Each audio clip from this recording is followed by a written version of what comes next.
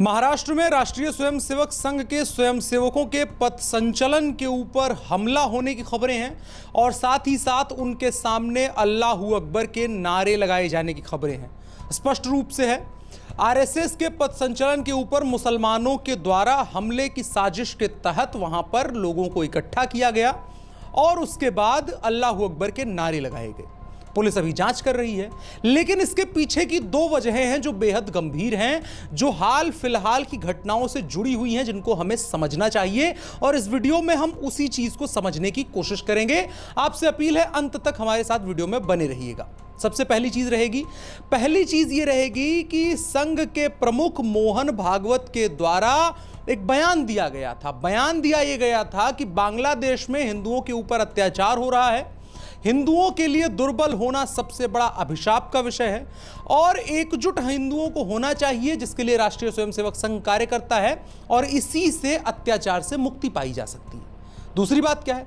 दूसरी बात यह है कि महाराष्ट्र में चुनाव है और चुनावों के लिए जरूरी यह है कि मुसलमान वोट इकट्ठा हो जाए। यह विपक्षी तमाम पार्टियों की हमेशा से चाल रहती है।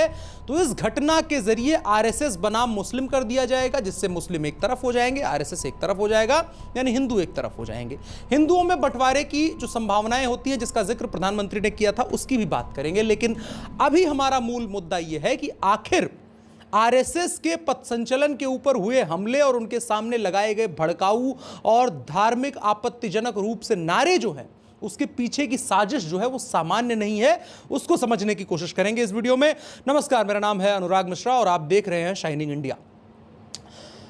हिंदुस्तान और बांग्लादेश दोनों पड़ोसी हैं। हिंदुस्तान के द्वारा बांग्लादेश को जन्माया गया था, एक समझ लीजिए पाकिस्तान से काट करके बांग्लादेश को भारत ने निकाला, बांग्लादेशियों को इज्जत दी। उसके बाद कई वर्षों तक भारत ने लगातार मदद की बांग्लादेश की। बांग्लादेश ने उन्नति की, बांग्लादेश की टेक्सटाइल इंडस्ट्री पूरी दुनिया में प्रचलित होने लगी, बांग्लादेश का व्यापार बढ़ा और उसके बाद बांग्लादेश में सरकार बदल गई। सरकार ऐसे नहीं बदली कि चुनाव जनता ने अलग वोट दिया।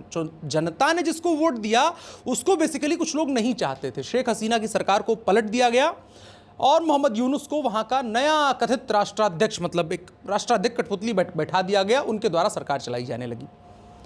अब वहां पर क्या होना शुरू हुआ? जब शेख हसीना की सरकार को वहां हटाया जा रहा था और सड़कों पर कत्लेआम मच रहा था, तो वहां पर हिंदुओं को एक तरफा टारगेट किया जा रहा था। एक बात कही जाती है, मुसलमान अगर भीड़ सड़क में निकलेगा, मुसलमान भीड़ बन के, तो उसके बाद पहला टारगेट काफिर होते हैं। काफिर सबसे सूटेबल काफिर कौन है? हिंदू।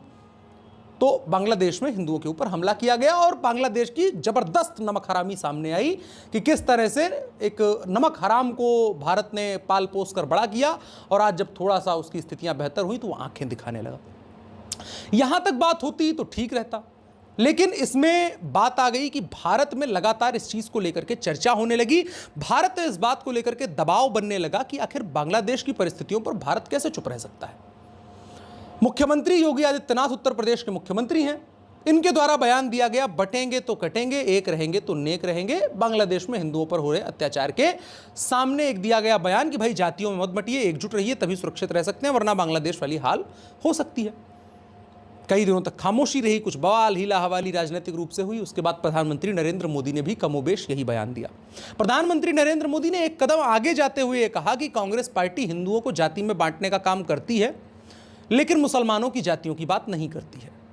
भारतीय जनता पार्टी महाराष्ट्र के चुनावों का अपना औपचारिक अनौपचारिक रूप से एक ऐलान शुरुआत कर रही थी। उस दौरान उन्होंने कहा कि कांग्रेस सेकुलरिज्म का नाटक करती है, लेकिन हिंदुओं को जाति में बांट करके, मुसलमानों को एकजुट रख करके और चुनाव लड़ने की कोशिश करती है, एक साजिश रचती है। यह प्रधानमंत्री ने कहा। चर्चाएं हुई। अब इसके बाद मोहन भागवत भी उसी लाइन में आ गए। राष्ट्रीय स्वयंसेवक संघ के विजयदशमी के कार्यक्रम में उन्होंने कहा कि हिंदुओं का दुर्बल होना अपराध है। हिंदुओं के ऊपर हो रहे अत्याचार इसलिए ये दिखाते हैं कि हिंदू एकजुट नहीं है, हिंदुओं को एकजुट होना चाहिए। अब ये बयान आया और इसी बयान के आने के साथ हुई घटना, महाराष्ट्र के रत्नागिरी में राष्ट्रीय स्वयंसेवक संघ के स्वयंसेवकों का पथ संचलन हो रहा था, जिसके ऊपर एक बड़ी मुसलमान भीड़ ने एक बहुत भीषण साजिश के तहत वहां पर हमला करने की तैयारी कर रखी थी। लेकिन सामने से राष्ट्रीय स्वयंसेवक संघ के लोग थे, तो सीधे तौर पर हमला भी नहीं कर सकते थे, इतनी भी हैसियत नहीं है। तो नारे लगाने लगे। कुत्ते क्या होते हैं, कुत्ते काट नहीं पाते हैं तो भौंकने लगते हैं। मैं एक दूसरे संदर्भ में कह रहा हूँ, इससे नहीं कह रहा हूँ कि किसी को मैं कुत्ता नहीं कह रहा हूँ, लेकिन वहां पर अल्लाहू अकबर के नारे लगने लगे, जिसको लेकर के बवाल मच गया। अब मामला यह है कि महाराष्ट्र में है चुनाव। बांग्लादेश में जो कुछ हो रहा है उसको लेकर के मोहन भागवत ने एक बार पहले भी बयान दिया था और भारतीय जनता पार्टी का स्टैंड क्लियर था कि वहां के मुस्लिम लोग जो अट्रॉसिटी कर रहे हैं हिंदुओं के ऊपर, वो बर्दाश्त नहीं की जाएगी। और आपको पता है कि मुस्लिम ब्रदरहुड कितना बड़ा होता है और कितना तगड़ा होता है। घटना ईरान में होती है, मारा हिजबुल्लाह का चीफ नसरल्ला जाता है और कश्मीर और लखनऊ और अमेठी में इसके लिए नारे लगने लगते हैं। तो अब भाई बांग्लादेश के मुसलमान हिंदुओं को मार रहे थे, इस पर भारत के लोग और भाजपा के लोग और आरएसएस के लोग अगर बोलेंगे तो मुसलमान भारत के नाराज होंगे ना। तो उस बात का सबक तो सिखाना पड़ेगा ना, क्योंकि हमारे भाइयों के बारे में कैसे बोल दिया। यही बहुत पहले तक, अब तो कश्मीर में और जम्मू कश्मीर में काफ़ी हद तक कम हो गया है, पाकिस्तान और जम्मू कश्मीर का यही रिश्ता था। तेरा मेरा रिश्ता क्या वाली जो कहानी चलती है वो चीज़ें थी। अब उसी के तर्ज पर यहाँ घटना हुई है। और दूसरी वजह क्या है, बांग्लादेश में हुई घटना के ऊपर आरएसएस और भाजपा के लोग बोल रहे थे इस बात से तिलमिलाए मुसलमानों को। अब नई वजह यह दी गई कि अब महाराष्ट्र में चुनाव है और सरकार बदलो। सरकार बदलने के लिए एकजुट होना पड़ेगा। एकजुटता को दिखाने के लिए पहले सड़क पर हुड़दंग और दंगल मचाना पड़ेगा और दबंगई दिखानी पड़ेगी और गुंडई करनी पड़ेगी और अराजकता फैलानी पड़ेगी। साजिश के तहत सड़क पर उतारा गया लोगों को और राष्ट्रीय स्वयंसेवक संघ के स्वयंसेवकों के साथ सीधे तौर पर टकराव की परिस्थितियां उत्पन्न की गई। अब अगर वहां बात हाथ से निकल जाती, वो तमाम ट्रेंड लोग थे, वो तमाम आरएसएस के ट्रेंड लोग थे और वो तो छोटे भाई का पैजामा पहन के आ गए थे। भाई साहब सामने जो अल्लाह अकबर का नारा लगाने के लिए आए थे, तो 200 रुपये दिहाड़ी और सुबह की बिरयानी पर आ गए थे। फिर क्या परिस्थितियां होती? परिस्थितियां ये होती और उसके बाद जो परिस्थितियां बनती उसके बाद ये बताया जाता कि राष्ट्रीय स्वयंसेवक संघ और भारतीय जनता पार्टी मुसलमान विरोधी लोग हैं।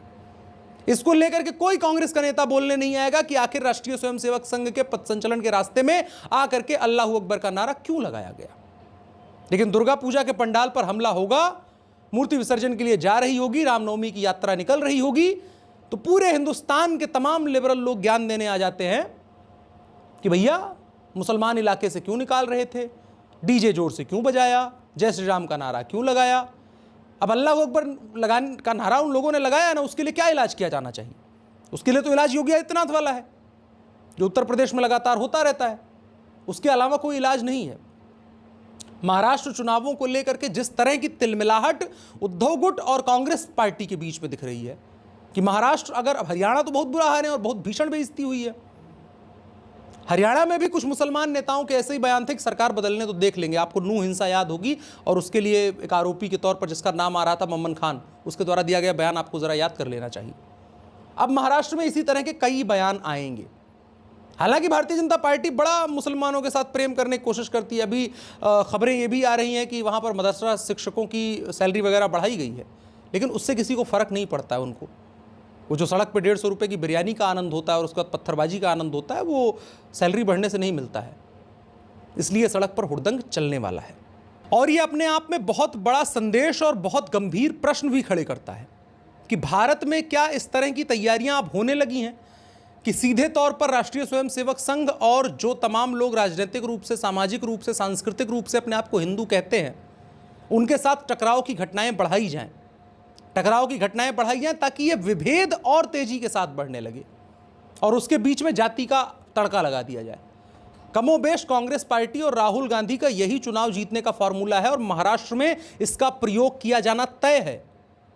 ये बात आप लिख करके रख लीजिए कि महाराष्ट्र में राजनीतिक परिस्थितियों का उथल पुथल करने के लिए वहां पर यह प्रयोग किया जाएगा कि पहले मुसलमानों को एकजुट करके इस बात को कंफर्म कर लो कि मुसलमान एक जगह वोट देने को तैयार है, उसके बाद उस बात को दबा दो।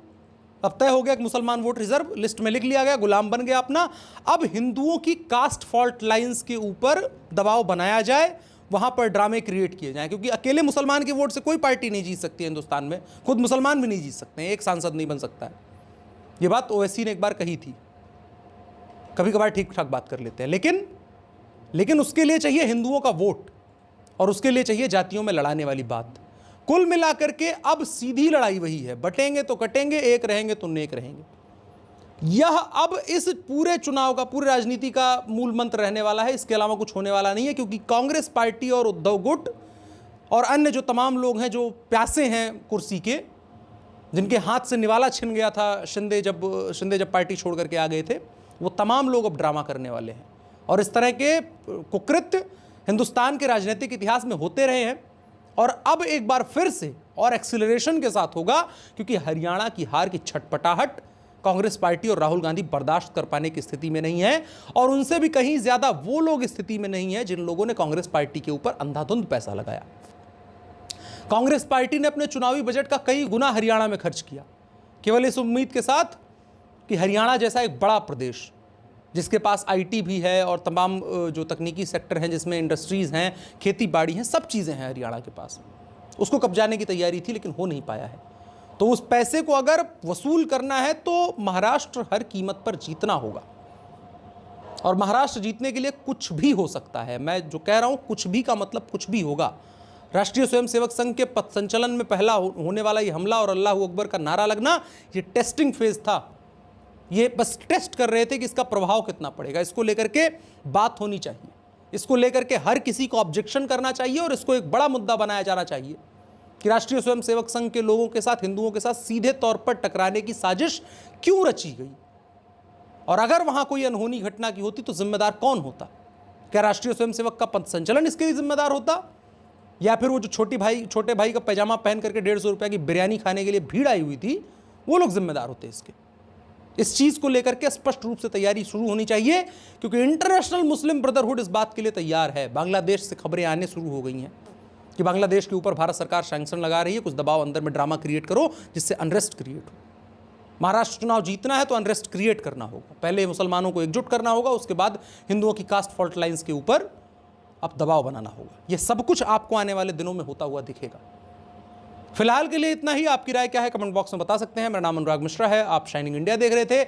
आपसे अपील, कमेंट बॉक्स में अपनी उपस्थिति अवश्य दर्ज कराएं, इससे हमें थोड़ा सा अच्छा भी लगता है और साथ ही साथ हम कैसा काम कर रहे हैं इसके बारे में थोड़ा आपका फीडबैक भी मिल जाता है, जिससे मोटिवेशन बना रहता है। धन्यवाद।